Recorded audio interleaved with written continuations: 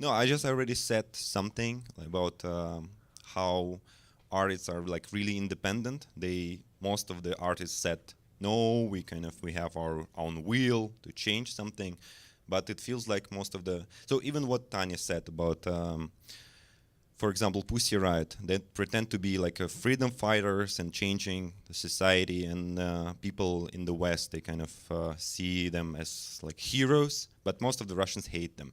But just if you say, I even discussed it with my students who study in like contemporary art in the academy, and most of them, they don't understand. They feel that they're just like making fun of them or doing something for kind of,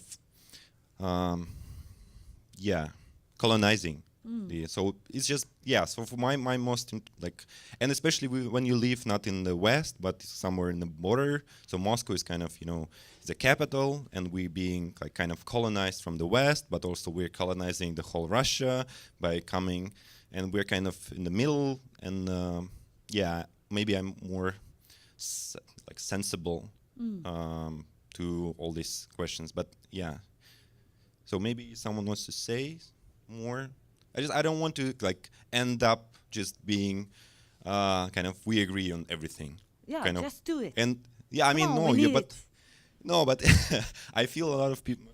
I mean, I'll just say I actually really feel too that the way that the Pussy Riot was taken up in the United States, it just reaffirms so much of what the U.S. wants to believe about itself in terms of what radicalism is, what progressivism is, what free speech is, and it can get incredibly black and white, I think. And there's a circulation around them in the U.S. that I think is really a problem. So I really appreciate you saying it.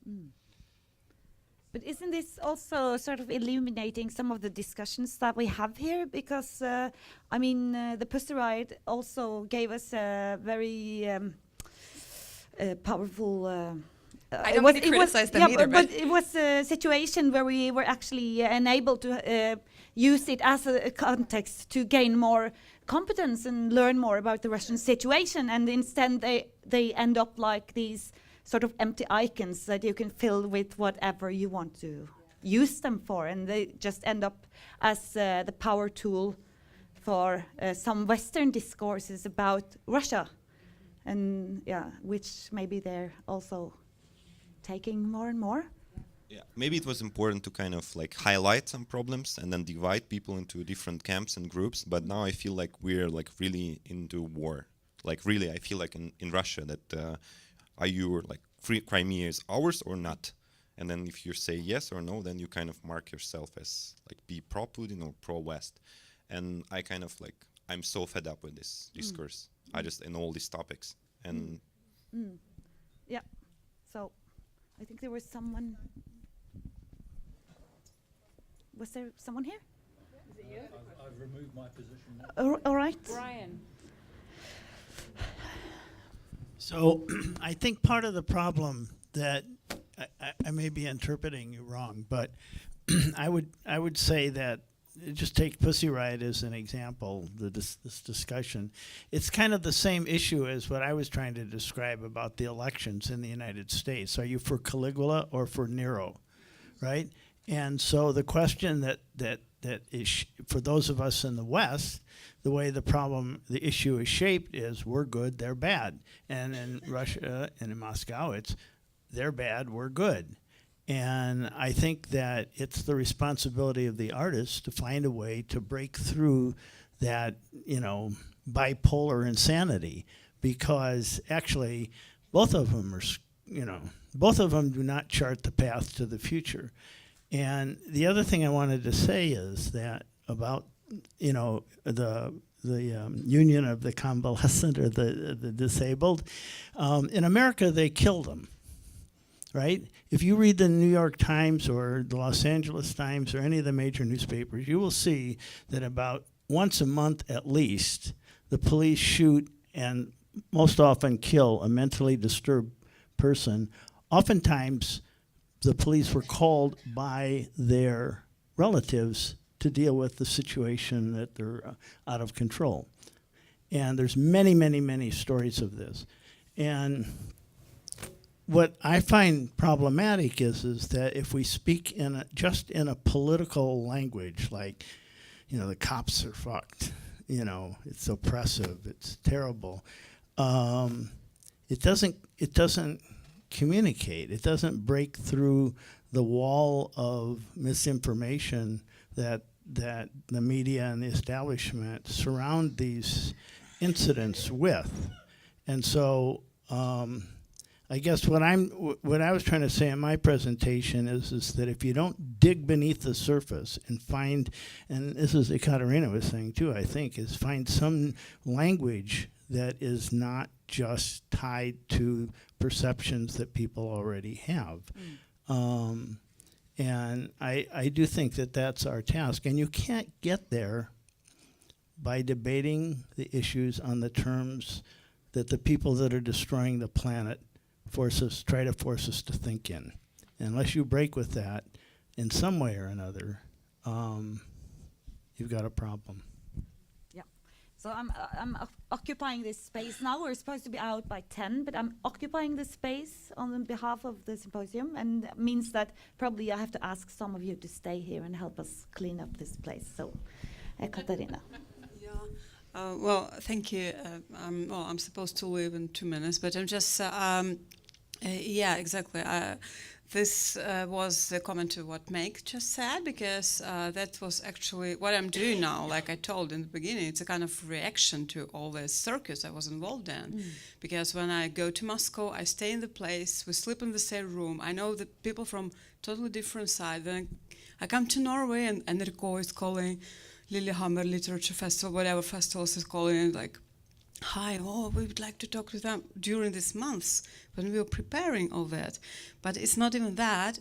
The point is, which was surprising for me, like that, like how those who have been studying philosophy, who are philosophers and who represent the history of that, talk about certain things which are not necessarily familiar with. Like Rosie Braidotti, she told, I don't know anyone in the world today who doesn't want to be Pussy Riot. Do you have balaclava with you? Take it on. I mean, I know many people who don't want to be Pussy Riot. Like Meg just said, there are millions of them. And I think it's also about like, are we self-critical enough? Like to certain things which we don't know. So then were we actually witnessing is something like had a great political potential and became just a tool for other political interests, or what happened? I don't know. I don't ask you to answer that, but no. Yeah. No, I will not answer that. No, I'm just, I like to defend Pussy Riot and the Yes Men and all these a little bit, because I think, well, I'm not them, so I'm not gonna defend their, actions. But actually, I think the most important thing that they do is that they create means for anyone to copy or improve, and they have already stolen their means. So it's not like they have invented them either. They play, and culture jamming you used as a word. They're very much culture jamming. Like the rest of us. I don't think, it's always a danger when people get too popular or too famous that we start to focus a bit too much on them, instead of doing the same things ourselves and creating new techniques and means that can create the same kind of ripple effects, I think. And the same goes for democracy now, with deep dish and so on, that these are techniques that are displayed that other people can do. We should do much more of these media channels, outlets, that can actually be in competition. As pure means for democracy, whatever we want to call it. Production. I just would like to continue this shift, Katja approved it, and I want to develop a little bit on this. I mean, when we talk about activist art or art within the context of protest, we couldn't just be satisfied by discussing the images of these actions, for example. What is important is investigate to know more about perception of it. because without serious research of perception, we can't really say if it works or not. So we can. The Pussy Riot again is a great example, because you said about creative new meaning. Okay, but means. Okay, maybe, but how does it work? How does it work? It's a big question. Between us, it's a kind of small community. We can agree, maybe, about how we can use it and what does it mean and how we can develop. But it is a big lack of understanding how it works in out of our small circles. And this is the most important if we discuss the political implication of such kind of things. So I think we need this big shift from discussing it's like an art, big shift from discussing the object in image to discuss the context, influences, and in this problem of activist art, we should do something like this. Okay, thank you. Very short comment. Yeah. Just an answer. No, I think Yes Men, when it comes to Yes Men, for instance, there's a difference between Yes Men and Pussy Riot there, because Yes Men, they are very clear that they don't do anything now without being connected to a social movement. They are only as effective as it can be with the people, basically. That's how they look at it. I also look at my work like this, more or less, not exactly the same, but I think this is one way of thinking about it. It's not a recipe, there's many, but it's one thing. Yeah, we love Pussy Riot, but not Pussy Riot and Yes Men we love, and we're just being self-critical. Yeah. So we're also criticizing ourselves. You're not Pussy Riot and you're not the Yes Men. Yeah. Yeah, but I think the reception still is something else than actually the artistic product. Also, you don't own your own reception. Yes, but we even don't know what is it. No, of course. So yeah. I would like to elaborate a little bit more about on the self-critique of that Katarina mentioned about the nature, the means, the methods, the language that we have developed.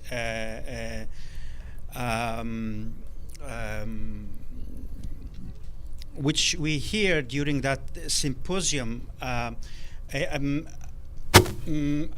majority of the work that I have seen here today can be somehow categorized into this the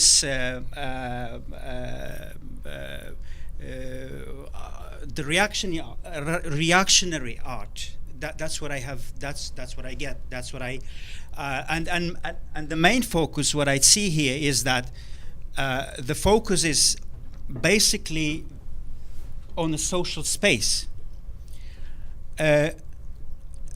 not the complexity and the conflicts and the problems, the issues that this new social space, including the urban. The modern, high technological consumer society has brought up, which is major issues like environment, the destruction of the environment, the global warming, the wars that going on and intensify. The destruction of the natural habitat by human beings, the carbon footprint, the major issues that humanity is facing today that has to be solved within decades. And I think when I'm trying to put words on the aspect of the self-critic of what kind of art we are, and based on what the ideal goal for the progressive art, if we want to call ourselves a progressive artists, not only reactionaries, then I really feel that and based on the wisdom and the spirits of the native, of our history, of the minorities, based on the science, which is well developed, also regarding the new development, the more sustainable development, which the progressive art has to take into account when we try to figure out our future artistic project. We have to deal with the critical issues, which environment, the destruction of the environment, is making a big huge portion, which I think, I mean, not only political, but it has to be an art which is social, which is philosophical, and which is also. Sorry to be the party pooper, everyone, and we're finally getting warm. But I will now give the last word for today to the Foreign Minister of the Center of Political Beauty. Okay. Well, just the last word. I would like to distinguish between the political art and the social art. So, in terms of hearing what the people want to say, there's a difference here between seeing their reactions to the artistic effort or work that you are doing, and between giving them the tool to act themselves, which is reflected in our the different groups which we've seen in these 2 days on many different levels. For example, the yes men would go do the work themselves and then open it to the public, and then they would see how the reaction is, but the work is already over. In the case of the political beauty, for example, the work is done through the people themselves. And by usually the sentence I said yesterday is we are doing what the government is not allowed to do, and then we put them in this position where they have to face the whole nation, the whole Germany, for example, and next year they're going to face the whole Europe. So I'm not trying to compare, but each contribution in art is in itself very important, and actually whatever the people, human beings do is considered an artistic action. Thank you very much. Thank you. So we have to interpret but also change the world.